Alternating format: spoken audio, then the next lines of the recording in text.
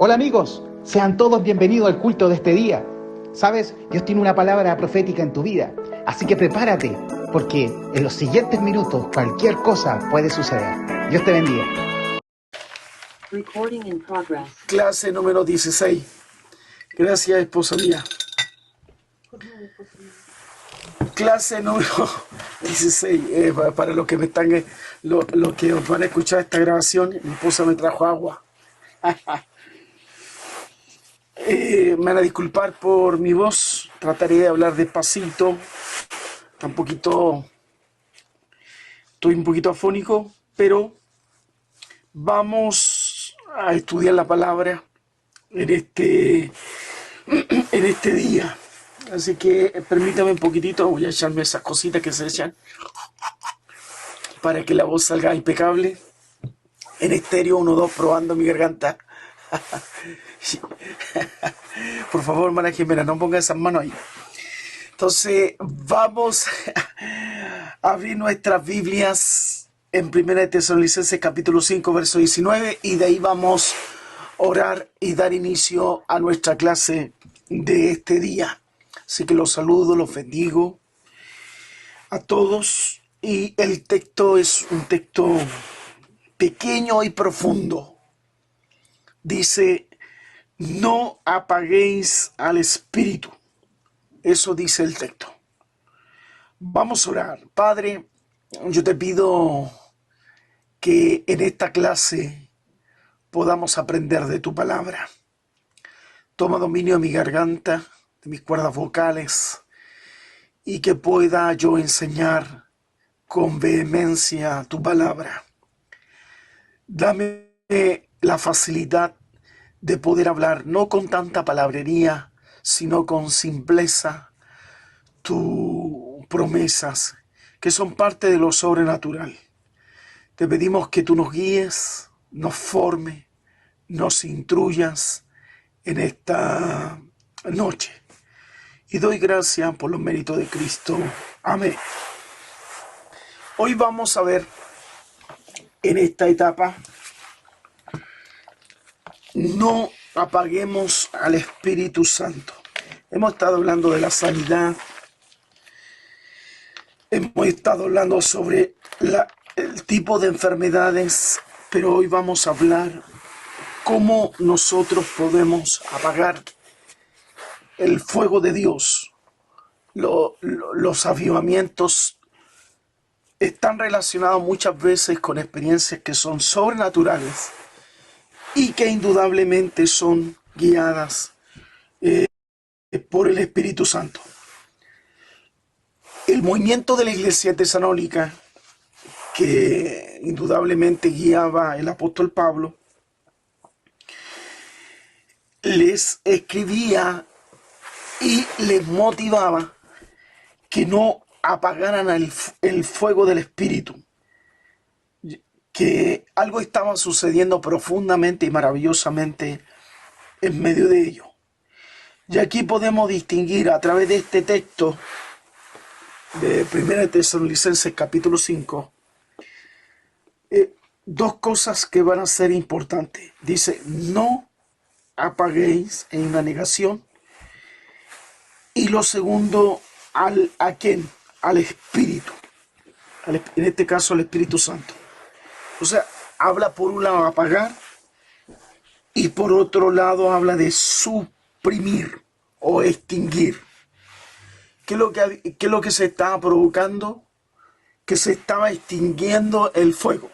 Entonces, vamos a ver las razones del por qué se estaba apagando o extinguiendo el fuego de Dios.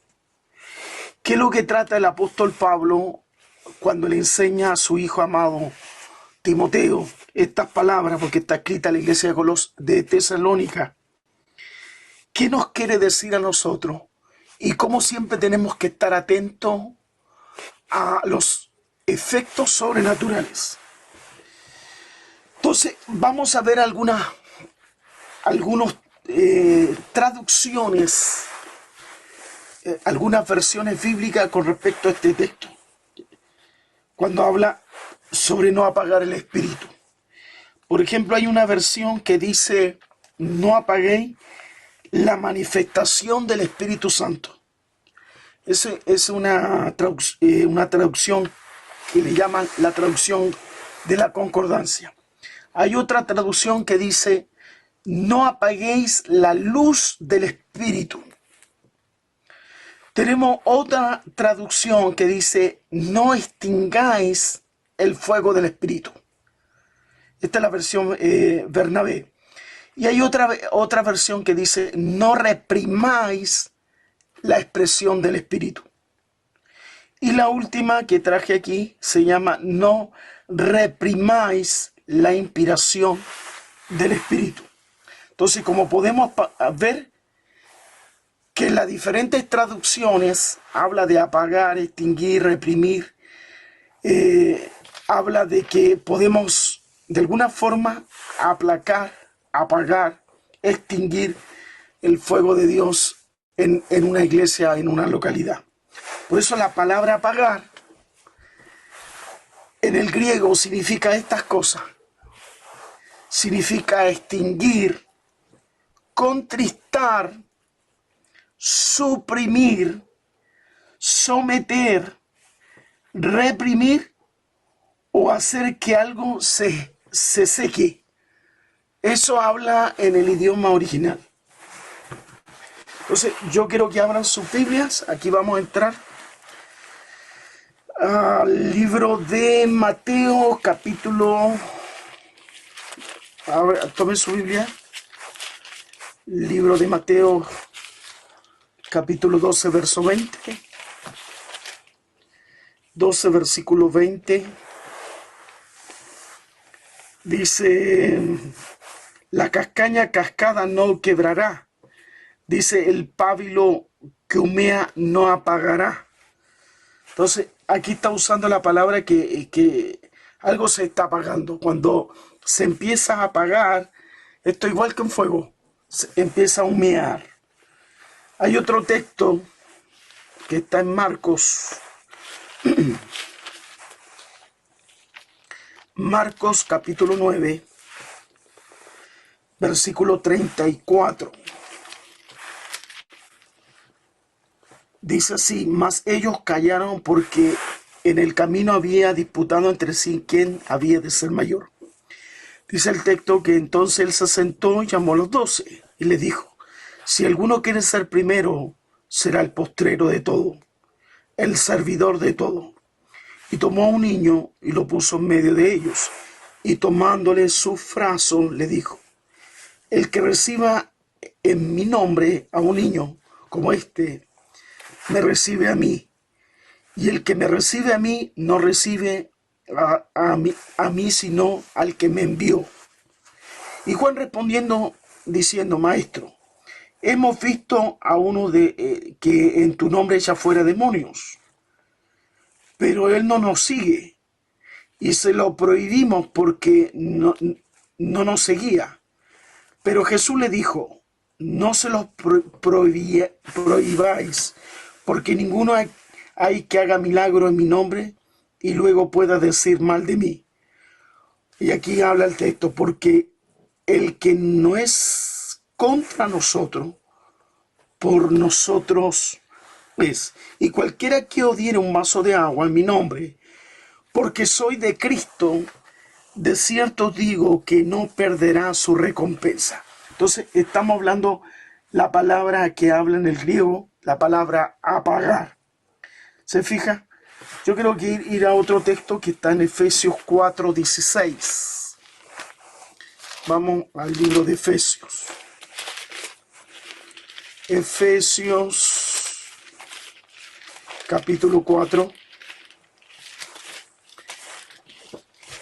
Versículo 16. Dice, me he hecho pues vuestro enemigo por decirlos la verdad. Eso está diciendo aquí, pero en el griego está hablando de apagar la verdad. Y en Hebreos capítulo 11, Hebreos capítulo 11, vaya conmigo.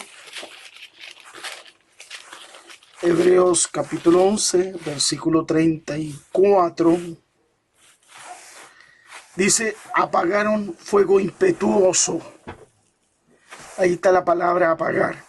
Apagaron fuego impetuoso, evitaron filo de espada, sacaron fuerzas de debilidad y se hicieron fuertes en batalla y pusieron fuga a ejércitos extranjeros. Ahí tenemos la palabra apagar. Entonces vuelvo a decir, la palabra apagar, cuando está hablando aquí, no apagar el espíritu, está hablando de extinguir, de contristar, de suprimir, someter, reprimir, hacer algo que se seque. Muchas veces eso es básicamente contra también las emociones.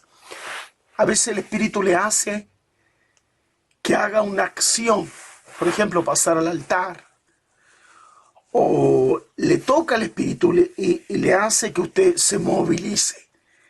Pero hay una lucha en usted, una que usted misma obedezca al espíritu, o por otro lado que usted misma empiece a una resistencia, que no obedezca.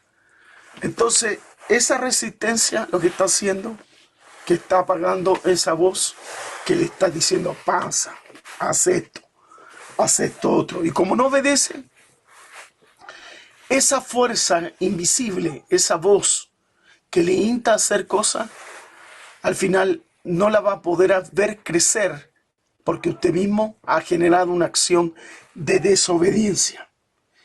Por eso en la Escritura el espíritu se le compara con el fuego. El fuego se puede apagar si no lo estamos retroalimentando. Se puede extinguir. Podemos el fuego sofocarlo, reprimirlo. Y esto es importante poderlo señalar, que hay cosas en nosotros, hay acciones en nosotros que podemos apagar el espíritu. Entonces, vamos a ver ahora, a la luz de la palabra, cómo nosotros podemos apagar el espíritu por nuestras actitudes, y a veces no usamos los principios bíblicos que son necesarios mantener para retroalimentar esa verdad. La palabra, cuando dice aquí no apaguéis, está hablando de actitud. Anótelo. Cuando dice no apaguéis, ¿qué podemos apagarnos? Con nuestras actitudes. Por eso la actitud nosotros debemos ser siempre de discernir, de probarlo, alude a principios, alude que necesitamos proteger ciertas cosas que el Espíritu está haciendo, nos está guiando, nos está llevando. Esos principios que nosotros los retroalimentamos para mantener la actitud, significa que en nosotros ahora se constituye leyes, una guía, una fuerza, se constituye algo poderoso que cada vez más se va haciendo más grande. ¿Se fija? A veces Dios les puede pedir una acción que den testimonio, pero a veces la vergüenza, el temor al rechazo, el temor al ridículo, hace que ese fuego se vaya apagando. Esa actitud de ustedes tienen que mantenerla para que lo sobrenatural pueda seguir cultivándolo. En segundo lugar, vamos a ver las actitudes que apagan el espíritu y que se pueden encontrar con la palabra de Dios, pero tomamos una actitud farisaica o farisea. Una de las cosas que Jesús luchó muchas veces, si ustedes ven los 4 evangelios, justamente son con la religiosidad. Eso realmente le costó mucho abrirse paso. Porque, ¿qué pasaban los religiosos? Cuestionaban todo. Entonces, yo quiero explicar un poquito sobre los fariseos. Los fariseos eran un grupo de líderes que eran muy respetados de la sociedad de ese entonces. Y ellos influenciaban en la gente, en todo el pueblo de Israel. Por eso la palabra fariseo, nótela, porque muchos les preguntan qué significa fariseo. y a veces usted no sabe cómo responder. La palabra fariseo significa los apartados. Los fariseos significan los apartados o los leales de Dios. Eso significa los fariseos. Y esto lo podemos encontrar, yo solo voy a dar la cita bíblica, Esdras 6:21, 9:1, 10:11, va a quedar grabado para que ustedes lo busquen, lo estudien, en Nehemías 9:2 y en Nehemías 29.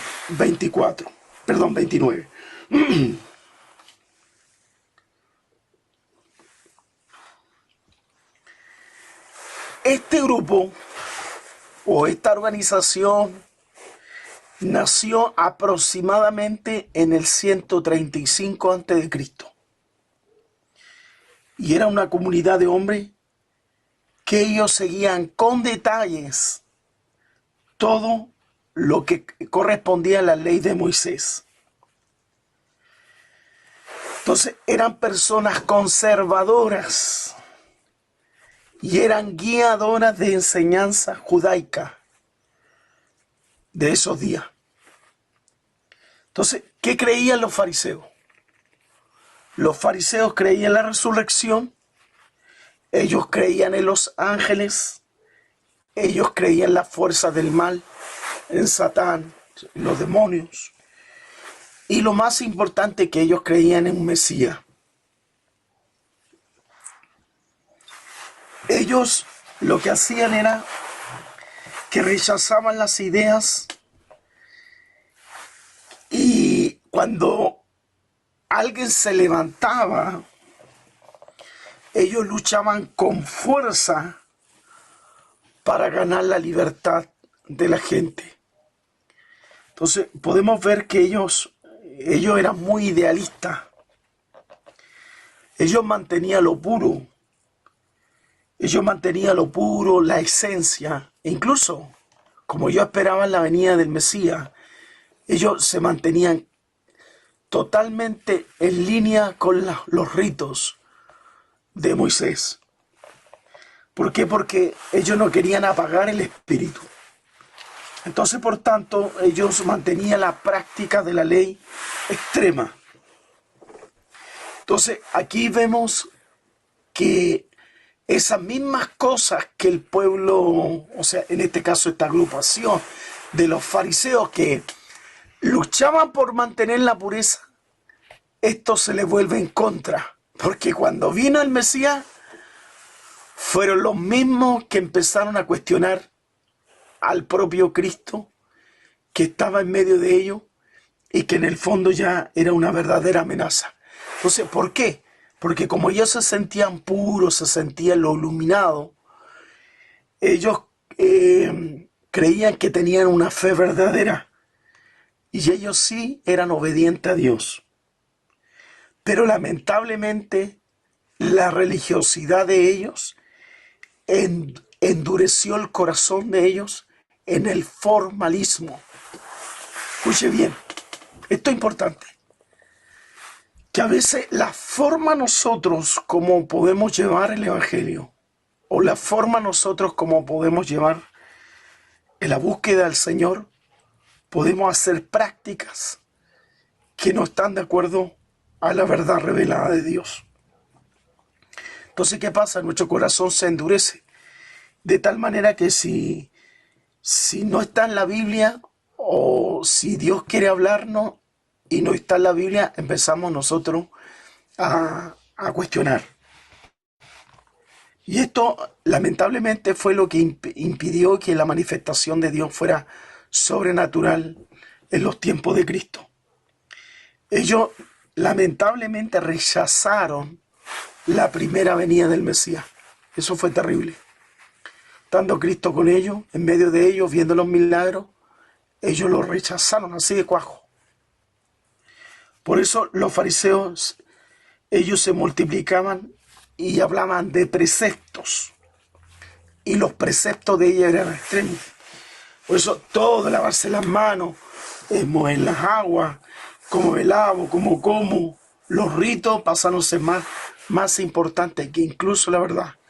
Cuestionar si los discípulos se lavan las manos o no, si entran con los pies limpios o no, que no tenían nada que ver con la verdad verdadera. Entonces, lamentablemente este grupo, por mantenerse perfecto, limitó al pueblo de Israel en buscar lo sobrenatural de Dios. Entonces, ¿qué hacían?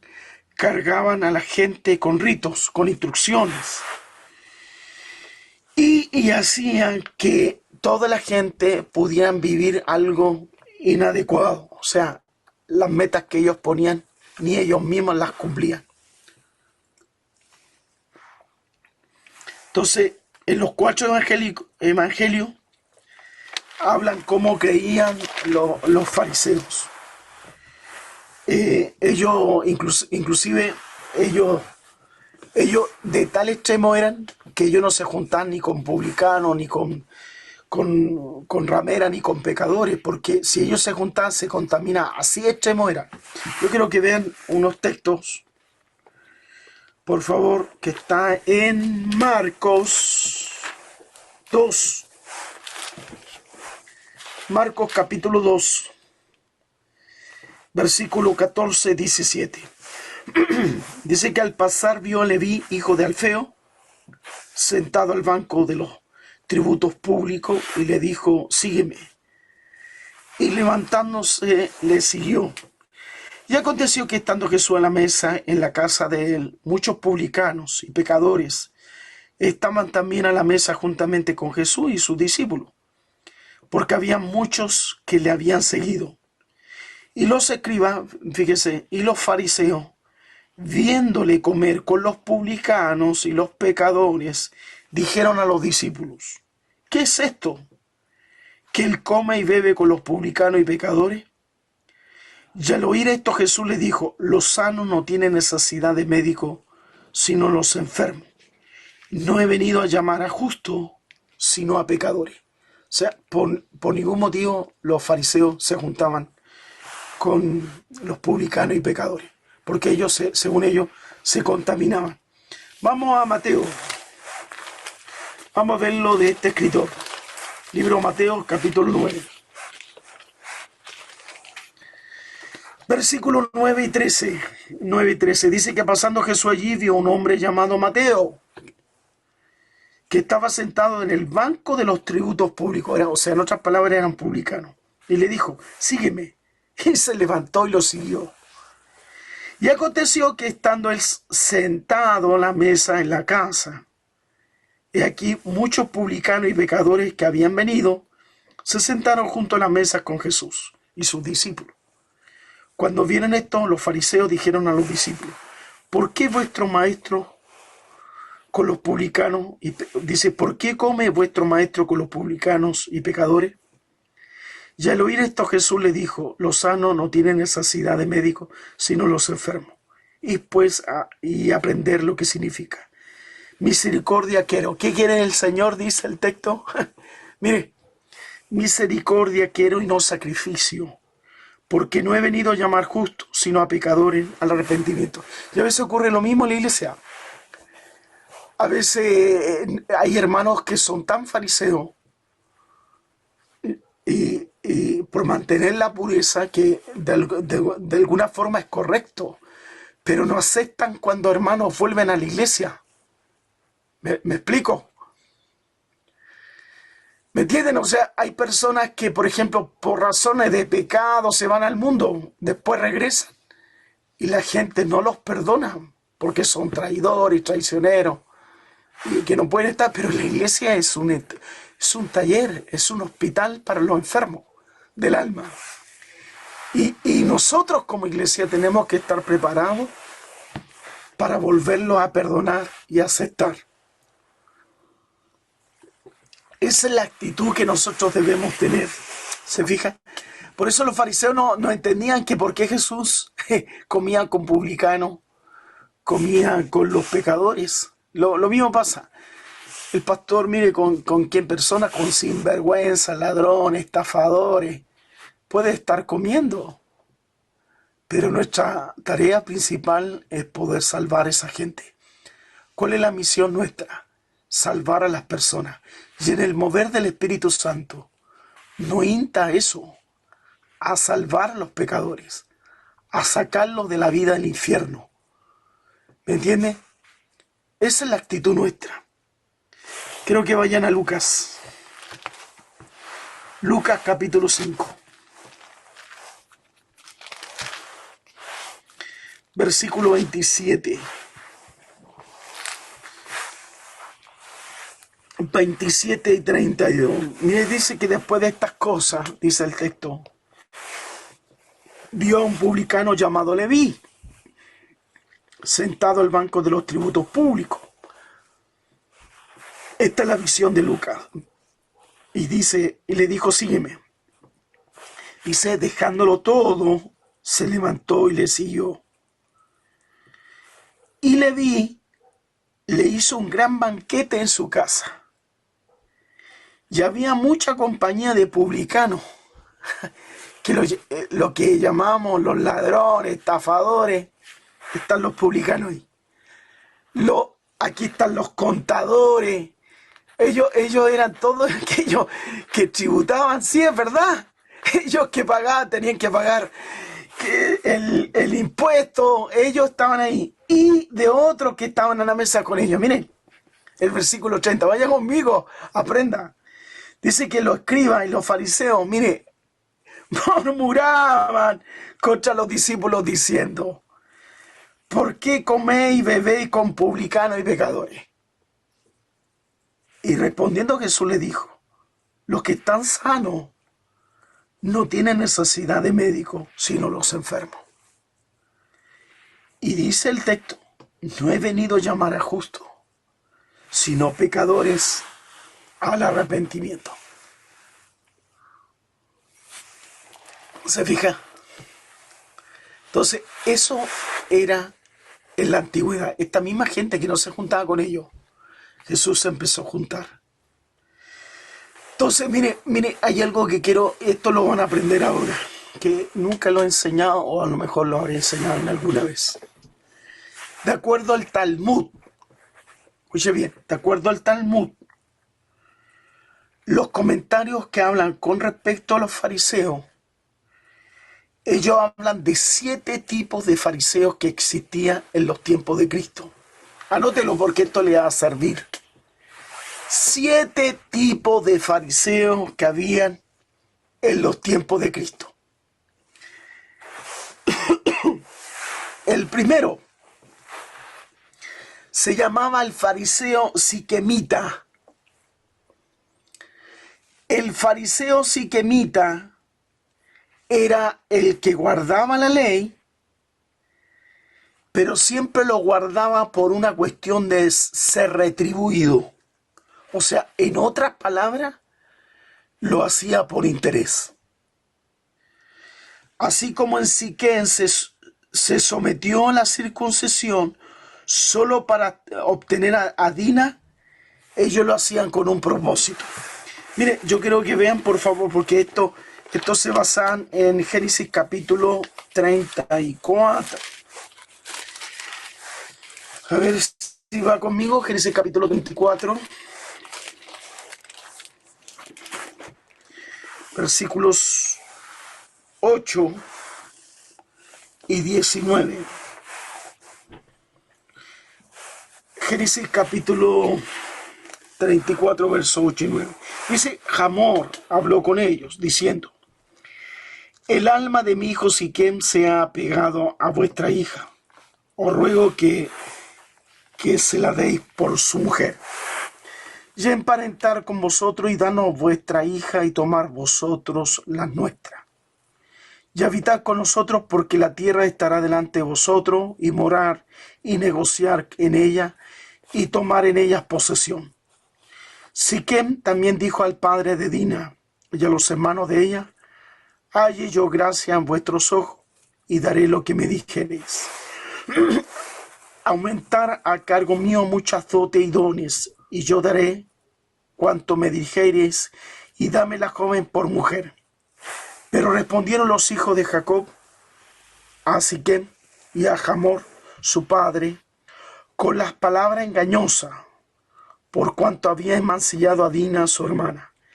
Y le dijeron, no podemos hacer esto de dar a nuestra hermana a hombre incircunciso, porque entre nosotros es abominación.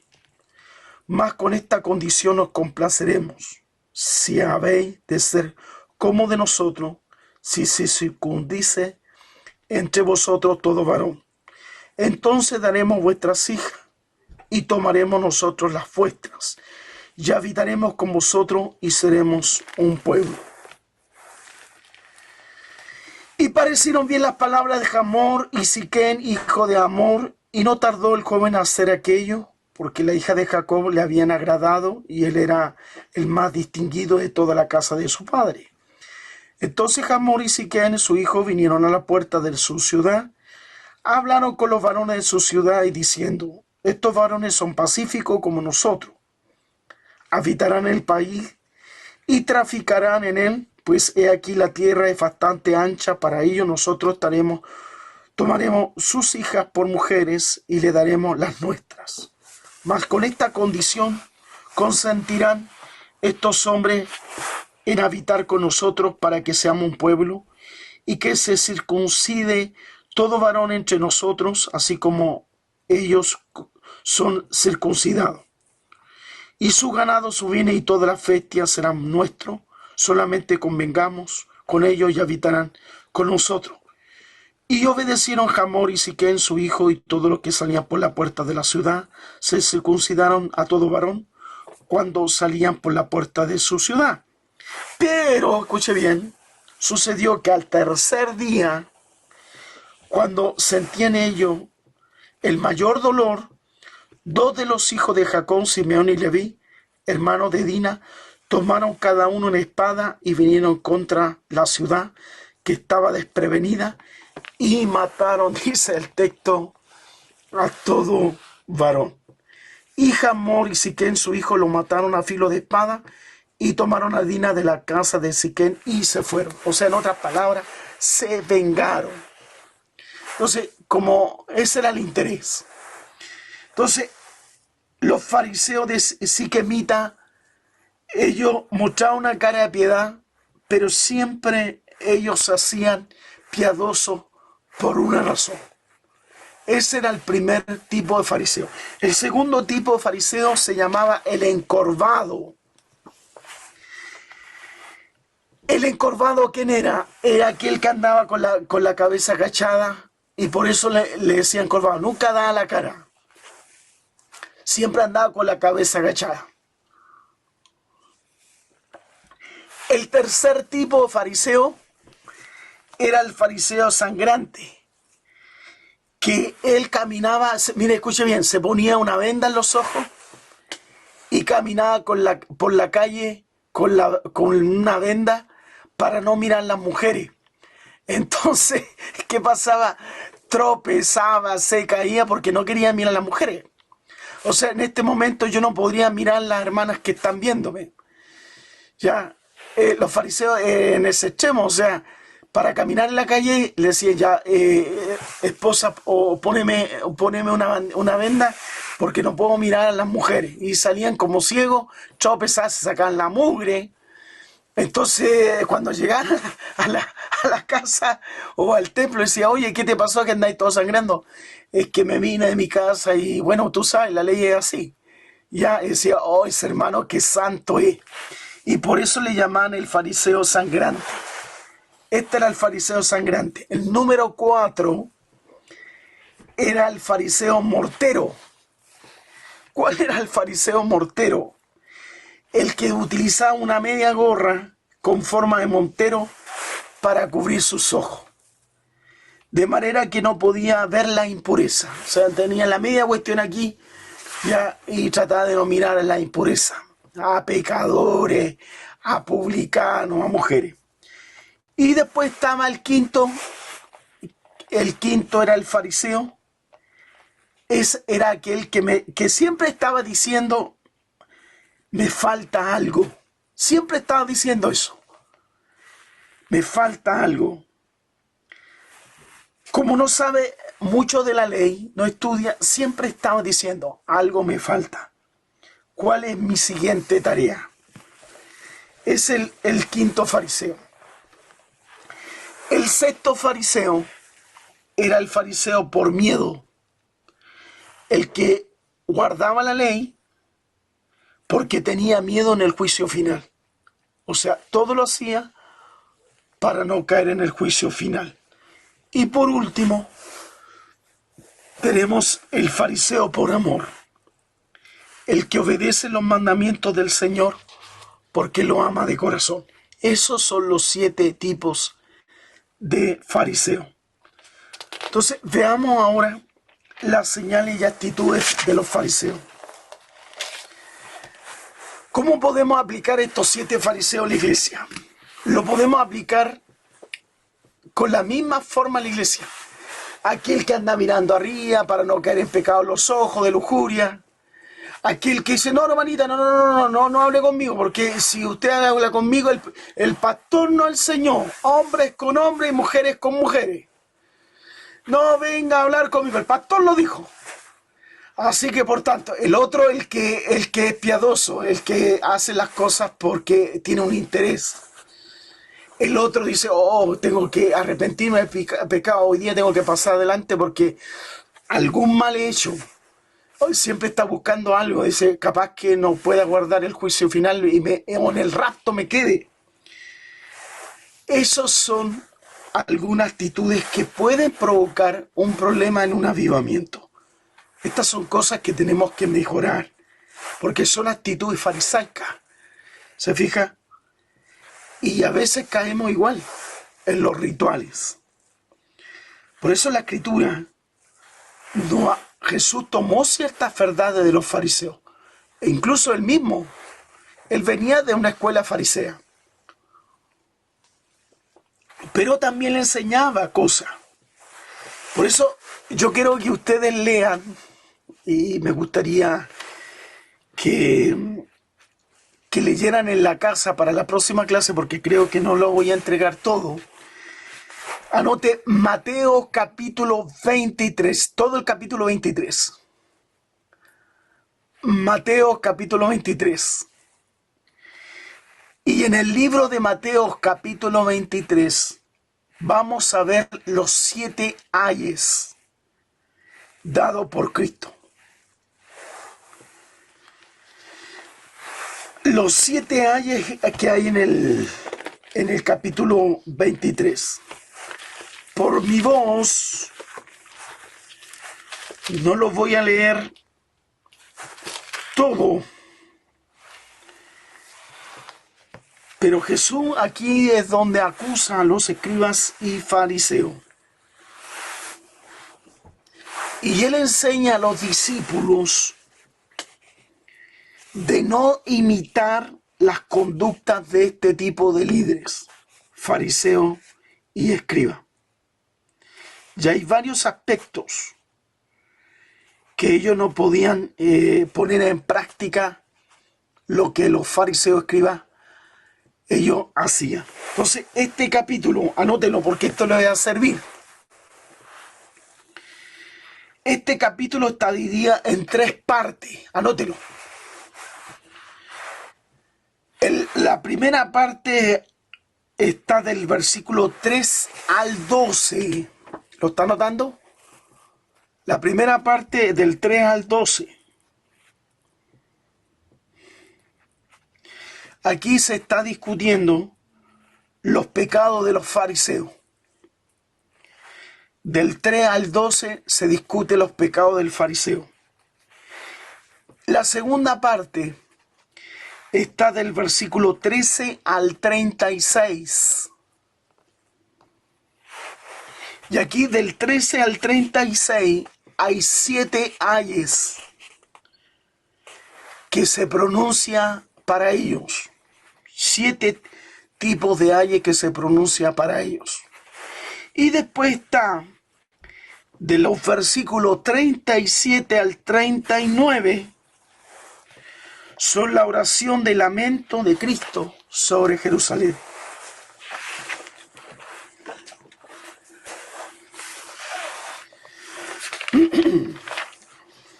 Entonces, hoy voy a enseñar solo uno. ¿Cuáles son esas actitudes farisaicas que debemos nosotros vigilar para no apagar el fuego del Espíritu?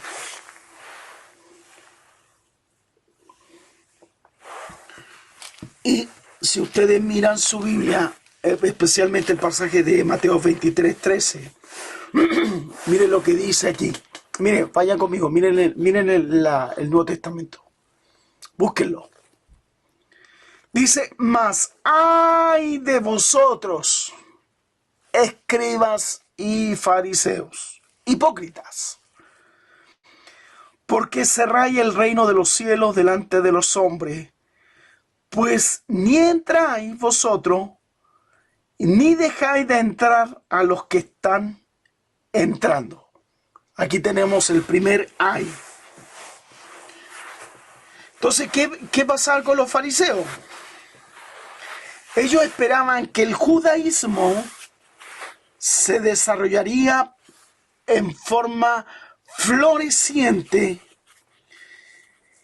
y que ellos mismos pensaron que lo que se había trazado, se había manifestado, lo iba a lograr hacer toda la gente. Entonces, ¿ellos qué esperaban? Ellos esperaban un super fariseo. Ese super fariseo, ese es el Mesías. Entonces, este super fariseo, acuérdense que ellos daban las normas. Ellos pensaron que el super Mesías iba a resolver todas las disputas que ellos tenían, ya con brillante interpretación del Talmud. Entonces los fariseos tenían actitudes que se resistían a otras leyes. Y ellos tenían una actitud lamentablemente de resistencia. Todo lo que Cristo enseñaba, ellos tenían como la obligación de oponerse. Ellos impedían que la gente pudiera conocer la verdad. ¿Se fija? Ellos tenían una formación y la formación de ellos era cuestionarlo todo. Entonces, cada vez que Jesús iba a enseñar, había un fariseo que se estaba oponiendo a la enseñanza. ¿Por qué? Porque era parte de la actitud farisaica. Porque lo habían aprendido así. Así tenían que hacerlo. Entonces ellos proclamaban doctrina de la justicia, la obra. Ellos no creían en la gracia. Ellos no creían en la libertad ni la palabra revelada. Los fariseos en sí se oponían a toda verdad, a todas las normas de Cristo. Por eso ustedes van a ver en el Nuevo Testamento, siempre donde Jesús enseñaba, había un fariseo cuestionándolo. ¿Se fija? Y así ocurre a veces en la iglesia. Que Dios está usándolo, automáticamente esa persona que está haciendo, ¿qué está haciendo? Cuestionando. Está haciendo algo, ahí está la mente farisaica cuestionando. Veamos Lucas 11:52. Lucas capítulo 11, 52. Mira lo que dice. Ay de vosotros, intérprete de la ley, porque habéis quitado la llave de la ciencia. Vosotros mismos no entrasteis, y a los que entraban se lo impedía. Porque todo lo que Jesús enseñaba, hablaba, venían ellos y lo cuestionaban, lo tergiversaban y impedía que el mover de Dios se moviera sobrenatural. Y esto indudablemente que apagaba el fuego del Espíritu.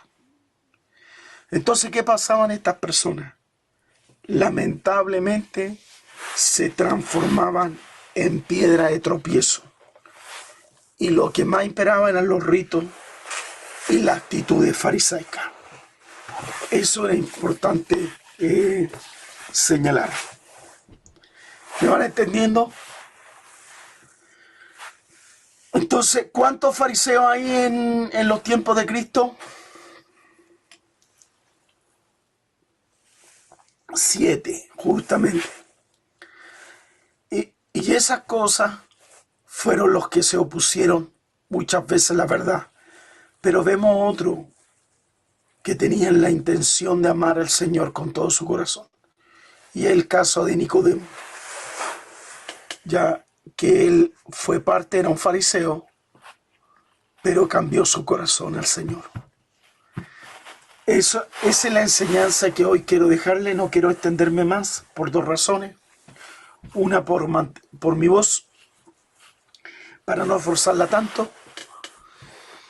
Y la otra, dejar aquí la clase de hoy día. Yo quiero orar por Benjamín, que está enfermito.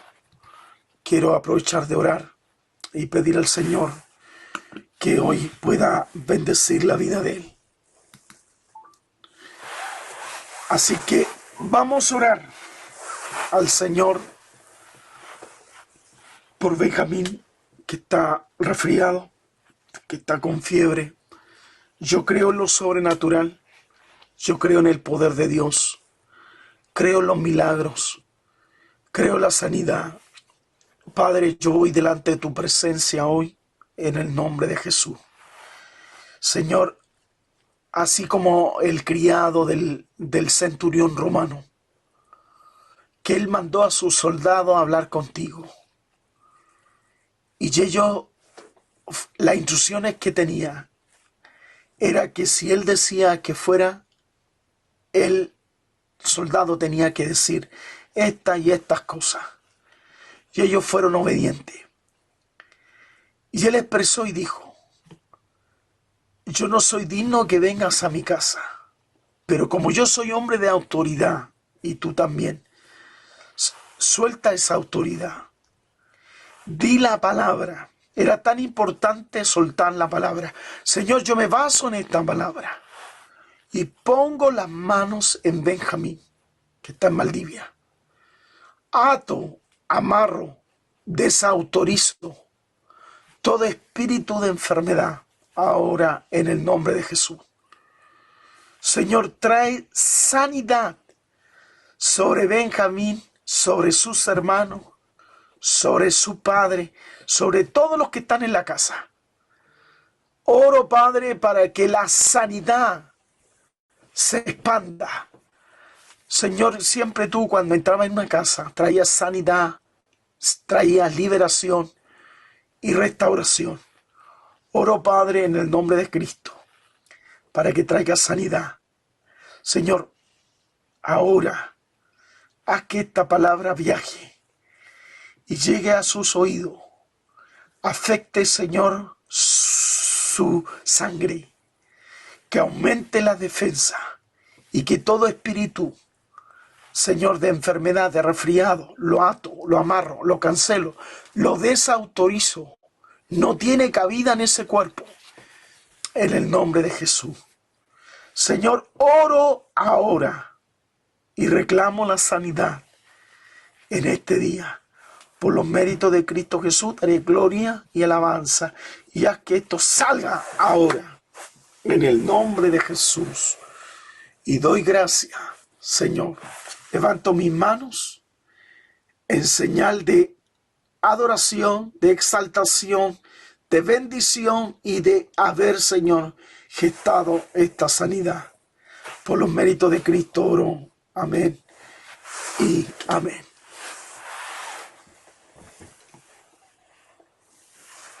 Bueno, mis queridos hermanos, los bendigo, dejo la clase ahí, terminé 8 minutos antes, pero no quiero forzar. Después a las 9:20 por ahí tengo reunión con los jóvenes, con los líderes, pero no quiero desgastar tanto mi garganta. Así que les dejo eso, no se olviden de leer el texto para la próxima clase. Amén. el capítulo que les di y vamos a continuar con los 7 ayes de Cristo le habló a los fariseos. Gracias por haber estado en este día. Estaré en este mismo canal, con esta misma teleserie, compartiendo la palabra de Dios. Así que un gusto haber estado con Stephanie, con Cintia, ya con Alison, con mi esposa, con Purísima, con Ingrid, con Sebastián, con Anita, Abigail, con Rafael, Benjamín, que está seguramente ahí acostadito, y con Jimena, que se fue a tomar un café ya y no está volviendo ahora, se fue por ahí. Así que Dios les bendiga enormemente. Que Dios les bendiga enormemente. No, hermana Jimena, por favor, por favor. Los vemos, mis queridos. Que Dios les bendiga a todos. Bye.